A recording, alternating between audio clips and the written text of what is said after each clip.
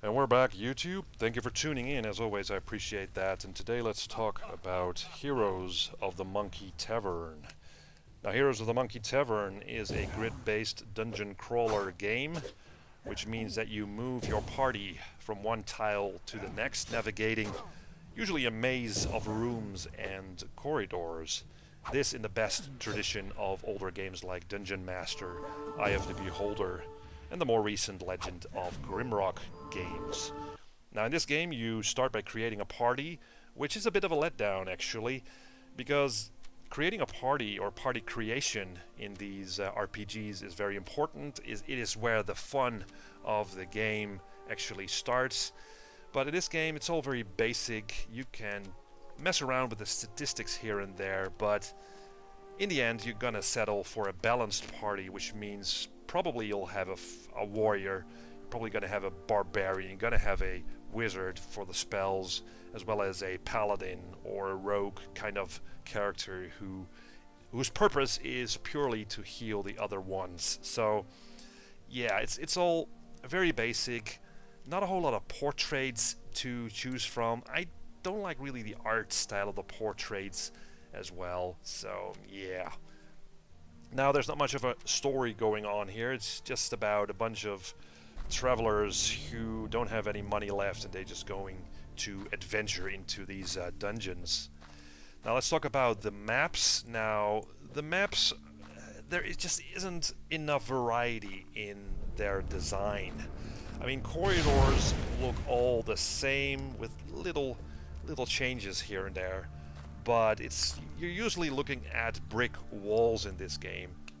No outdoor areas like in Grimrock or the older games.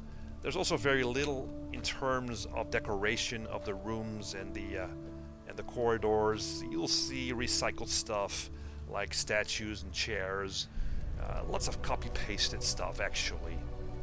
What I do like in this game are the enemies. There are a good bunch of them. They look fantastic, I think.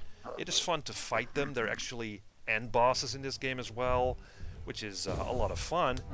Now, killing enemies give you experience, but the whole progression in this game, the character progression, is all automatic, which means that if your guy or girl in your group levels up, that will happen automatically, which means that your character will become stronger, or your wizard gets a new spell, something like that.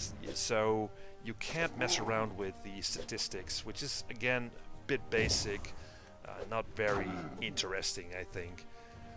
Now, there is a lot of discussion in the forums about the flee penalty, which means that if you engage in battle and you move away from the battle, if you flee the battle, that will actually do damage to your party. And there's a lot of people that don't like this mechanic. To be honest, I do like it. I do like it. That it means that you need to sit out the encounter instead of moving away and cheesing the enemy by just hit and run, right? You go in, you hit one or two, you move away, you sort of wait for the enemy to lose you in the level, and then wait for your party to heal up and move back. Now that, again, the flee penalty I think is very good. It really forces you to continue with the encounter. So one of the best things of this game actually is the music. It is really epic. It's really that classical Howard Shore type of music, which is really good. So there are a lot of plus things, there are a lot of bad things, and all in all it's just kind of a mediocre dungeon crawling game.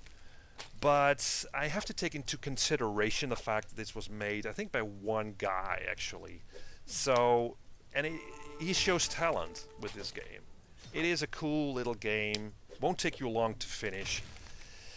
So it's mediocre to good, that kind of game. It's actually on sale now in the Steam sale, the summer sale 2017, so it's really cheap. I think $5, which is good for 6 or 7, 8 hours of gameplay. So thank you for watching. This is my review of Heroes of the Monkey Tavern. Let me know what you think, subscribe or not, and see you next time.